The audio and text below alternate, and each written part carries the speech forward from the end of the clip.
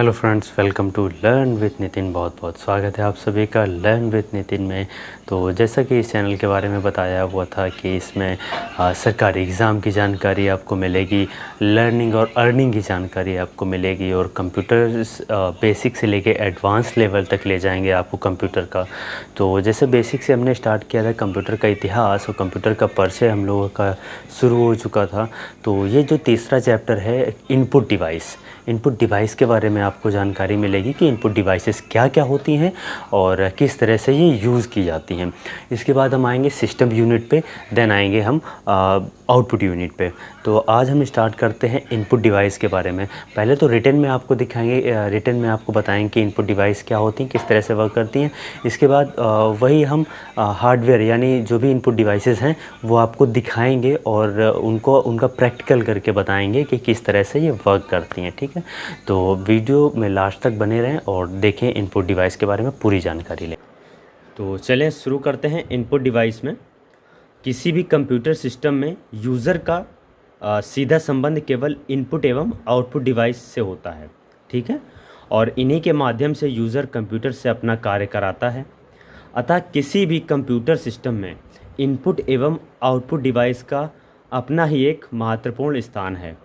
Computer के अन्य भाग जैसे CPU यानी हार्ड डिस्क, रैम, रोम, मदरबोर्ड आदि से यूज़र का डायरेक्ट कोई संबंध नहीं होता है। ये उपकरण यूज़र की आँखों से भी दूर होते हैं। अतः एक आम यूज़र का इस बात से कोई मतलब नहीं है कि वे कैसे काम करते हैं तथा क्या क्या काम करते हैं। ठीक है, लेकिन इनपुट एवं आउटपुट डिवाइस यूज़र की आंखों के सामने होते हैं तथा यूज़र को डायरेक्ट इंटरेक्शन सिर्फ इनपुट एवं आउटपुट डिवाइस से ही होता है। ठीक है, यानी यूज़र का सिस्टम यूनिट से कोई मतलब नहीं होता है, यूज़र को इनपुट डिवाइस और आउटपुट डिवाइस से ही मतलब होता है। जैसे कीबोर्ड से मतलब कीबोर्ड से हम वर्क कर रहे हैं, माउस से वर्क कर रहे हैं, यानी ये इनपुट डिवाइस है। आउटपुट यानी हम डिस्प्ले पे देख रहे हैं या प्रिंट ले रहे हैं। ठीक है, ये हमारा आउटपुट हो गया।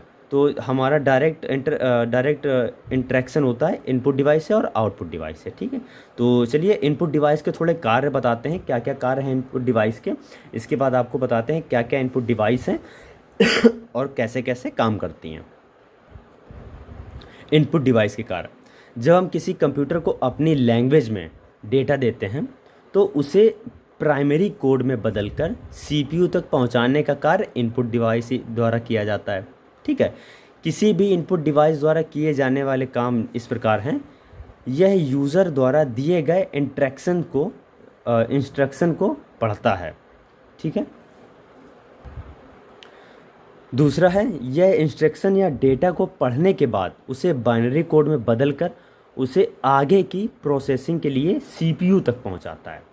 इनपुट से जैसे मान लिया हमने कीबोर्ड से टाइप किया, NITI learn with Nitin type किया हमने, तो ये कीबोर्ड से टाइप हुआ यानी इनपुट से टाइप हुआ और कहाँ गया, सिस्टम यूनिट पे।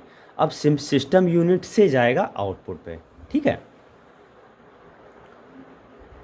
तो इनपुट डिवाइस एक यूज़र के आवश्यकता अनुसार विभिन्न होते हैं, विभिन्न प्रकार के होते हैं। इनपुट डिवाइस क्या क्या होते हैं, जैसे उदाहरण के लिए इसमें यहाँ लिखा हुआ कीबोर्ड हो गया, माउस हो गया, जॉयस्टिक, स्कैनर, OMR शीट आदि होते हैं इनपुट डिवाइस।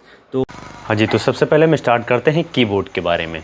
कीबोर्ड की डेफिनेशन देखते हैं, थोड़ी सी डेफिनेशन समझते हैं कीबोर्ड के बारे में। इसके बाद जो कीबोर्ड्स के जो कीज़ होती हैं उनके बारे में बात करेंगे। ठीक है, तो कीबोर्ड किसी भी कंप्यूटर का सबसे महत्वपूर्ण उपकरण है। इसमें कंप्यूटर को डेटा या सूचना इनपुट की तरह दी जाती हैं। इनमें टाइपराइटर की तरह बटनें होती हैं। ठीक है, इन बटनों को दबाकर शब्द या संख्याओं या चिन्ह को नोट किया जाता है या लिखा जाता है। एक तरह से बोल सकते हैं, जैसे मान लिया कोई भी कीज़ प्रेस की जाती हैं तो एक तरह से बोल सकते हैं लिखा जाता है। ठीक है, और बटनों के ऊपर छपे हुए चिन्ह में से पहचानी जाती है कि हमें क्या काम करना है।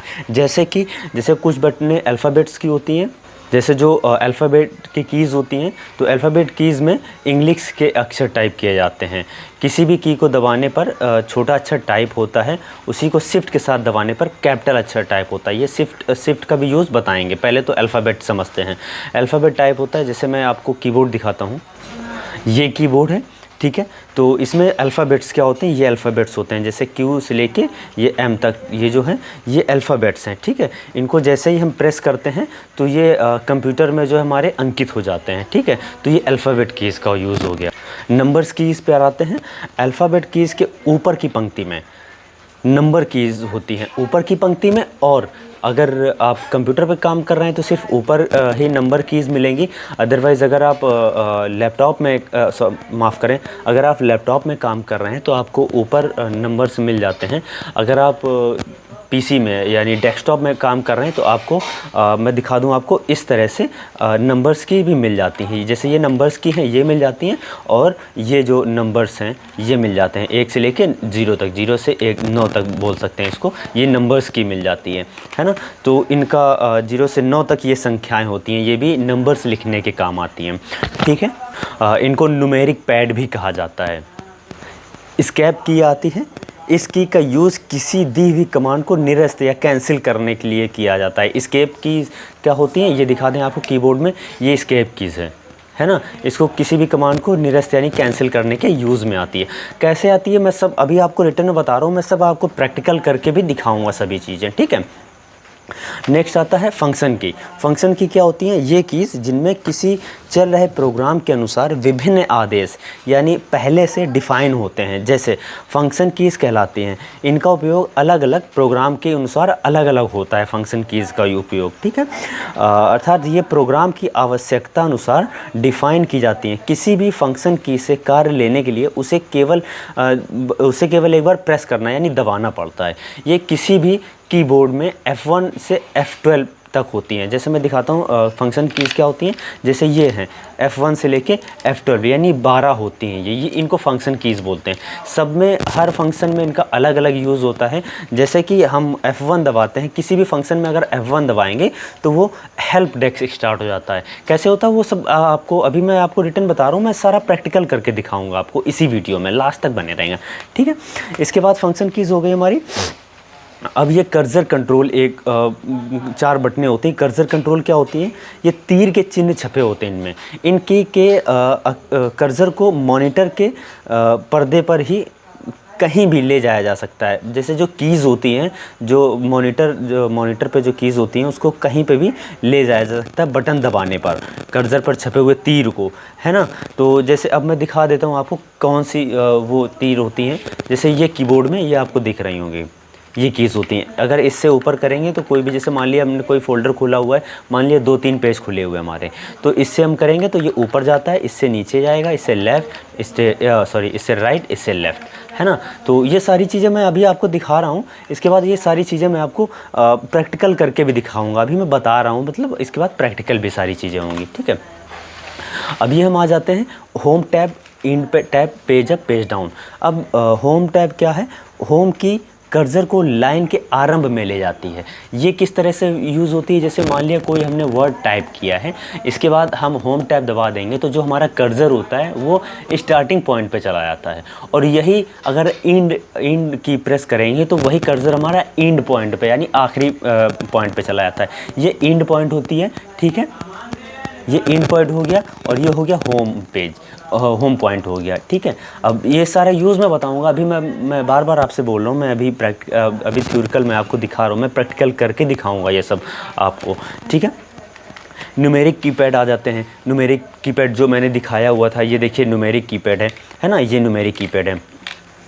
तो यह कीबोर्ड को दाएँ भाग में की का एक विशेष समूह होता है ना। इसमें केवल न्यूमेरिक यानी नंबर यानी संख्यात्मक डाटा तैयार किया जाता है। ये कीपैड एक साधारण इलेक्ट्रॉनिक कैलकुलेटर की तरह वर्क होता है, जैसे कैलकुलेटर में कीज़ होती है उस तरह से इसका वर्क होता है, ठीक है। ये सुविधा के लिए यह कि कीपैड लगाया गया है। इस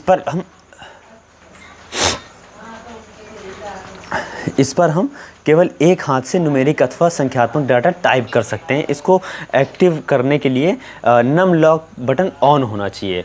यानी जब नंबर्स ये जो मैंने आपको ये दिखाए हुए थे, नंबर्स की, इसको जब यूज़ करेंगे तो जब ये नम लॉक ऑन होगा, देखिए ये बटन दिख रही होगी, नम लॉक ऑन है ये, जब ये ग्रीन लाइट जलेगी तभी ये वर्क करेगा, ये जब जैसे नहीं जलेगी तो ये वर्क नहीं करेगा। मैं सब कुछ प्रैक्टिकल करके दिखाऊंगा आपको, ठीक है। ये न्यूमेरिक कीज़ हो गई और कंट्रोल की हो गई। यह एक कॉम्बिनेशन की है जो कि किसी और की के साथ मिलकर विशेष कार्य करती है।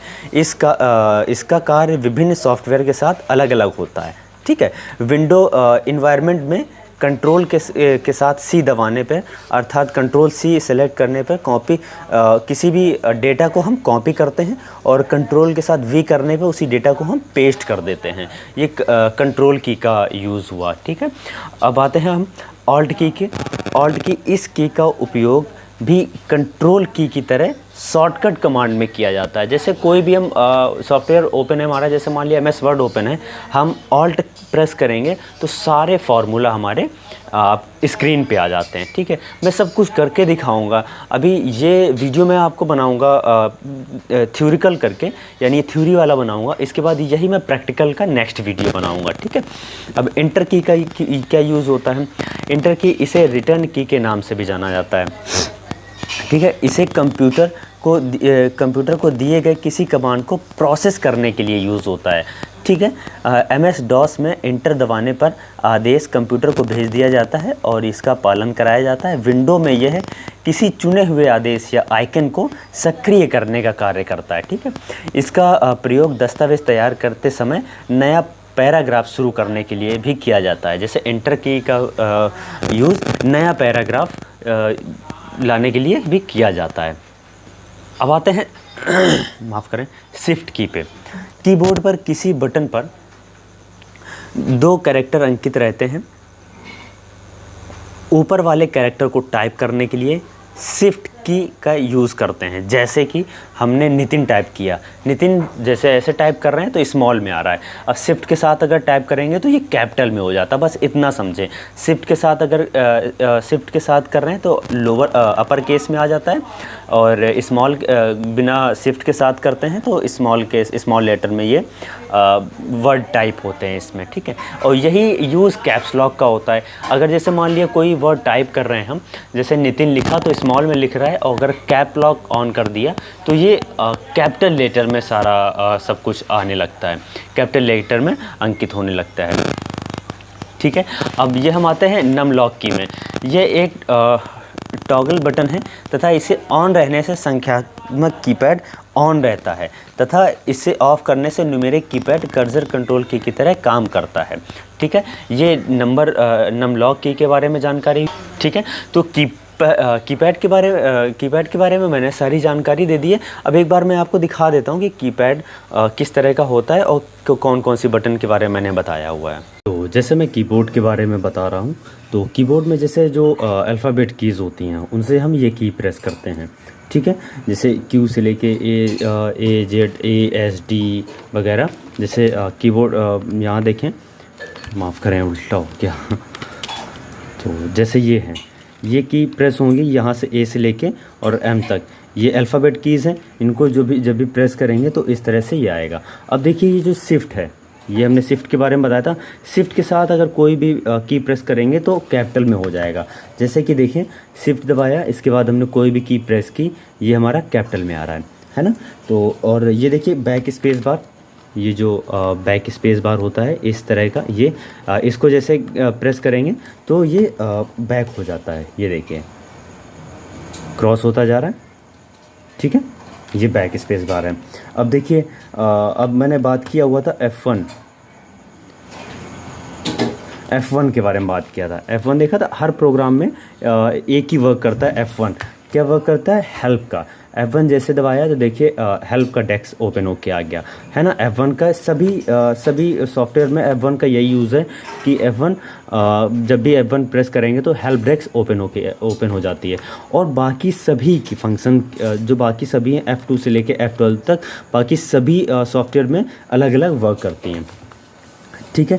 अब जैसे मैंने कैप्स लॉक बताया हुआ था, ये जो कैप लॉक है, अभी तक हम जैसे अल्फ़ाबेट टाइप कर रहे थे तो स्मॉल में आ रहा था। अब जैसे कैप्स लॉक ऑन कर दिया, कैप्स लॉक ऑन किया, इसके बाद हम कोई भी की प्रेस करेंगे तो ये कैपिटल में आती है। ठीक है। अब जैसे ब्रैकेट की बात की हुई थी मैंने पहले टाइप किया लर्न विद नितिन,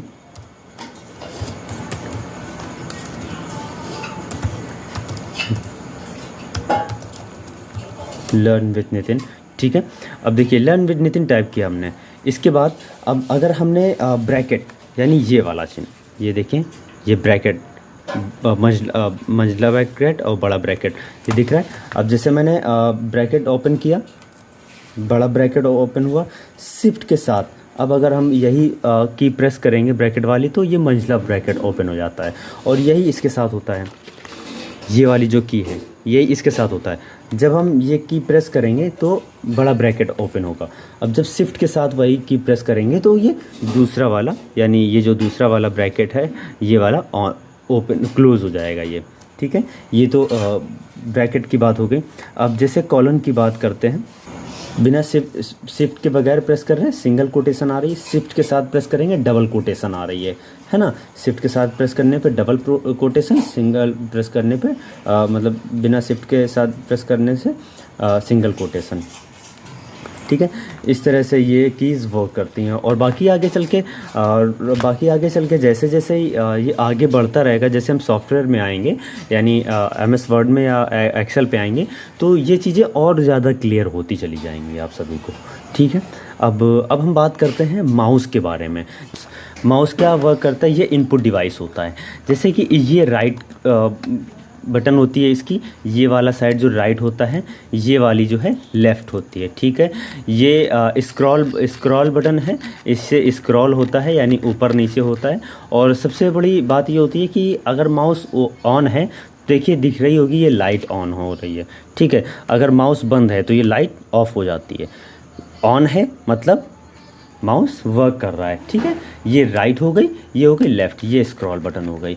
ठीक है। अब जैसे मान लिया इसको मैंने ये बताया, अब आपको स्क्रीन पे दिखाते हैं कि किस तरह से वर्क करता है। जैसे ये दिख रहा होगा एक माउस का सिंबल दिख रहा होगा आप सभी को, ये जो देखिए, ये देखिए ये दिख रहा है, ये माउस है। अब हमने क्या किया, राइट क्लिक किया, राइट क्लिक जैसे विंडो ओपन है राइट क्लिक किया तो ये बॉक्स ओपन होगा जिसमें हम व्यू का ऑप्शन आता है, सॉर्ट बाय का आता है, रिफ्रेश का आता है, न्यू का आता है, पर्सनलाइज का आता है, गैजेट का आता है। जब हम इसको राइट क्लिक करते हैं, अब जैसे मान लिया किसी फोल्डर पे राइट क्लिक किया तो इसके बाद हमारे पास ये ऑप्शन आ गए कि ओपन करना है, एडिट करना है या जो करना है। ठीक है। अब अगर किसी फोल्डर पर लेफ़्ट क्लिक 2 बार करते हैं जल्दी जल्दी, जैसे लेफ़्ट क्लिक किया 2 बार तो ये क्या होगा, हमारा ये फ़ोल्डर ओपन हो जाएगा। जब लेफ़्ट क्लिक 2 बार करेंगे तो ये हमारा फ़ोल्डर ओपन हो जाएगा। जब तक ओपन हो रहा है ये ओपन हो चुका है। अब देखिए, अब जैसे मैंने आपको ये बताया ना स्क्रॉल बटन, ये क्या होती है, जैसे स्क्रॉल बटन को नीचे करेंगे तो ये देखिए नीचे आ रहा है। स्क्रॉल बटन को जैसे हम ऊपर की ओर करते हैं तो ये ऊपर जा रहा है ना। ये देखिए मैं दिखा दूँ आपको, जैसे ये बटन को हमने नीचे किया तो देखिए नीचे जा रहा है, ये जा रहा है, और जैसे ही हमने ऊपर किया ये ऊपर की ओर आ रहा है। ठीक है। तो ये स्क्रॉल बटन का यूज़ हो गया। और ये अब माउस मैंने पूरा बता दिया आपको। अब आते हैं हम नेक्स्ट में माउस के बाद क्या है हमारा, टच स्क्रीन। टच स्क्रीन क्या है, जैसे हम लोग इनपुट डिवाइस है टच स्क्रीन भी, जैसे माउस इनपुट डिवाइस और keypad input device, touch screen भी इनपुट डिवाइस है।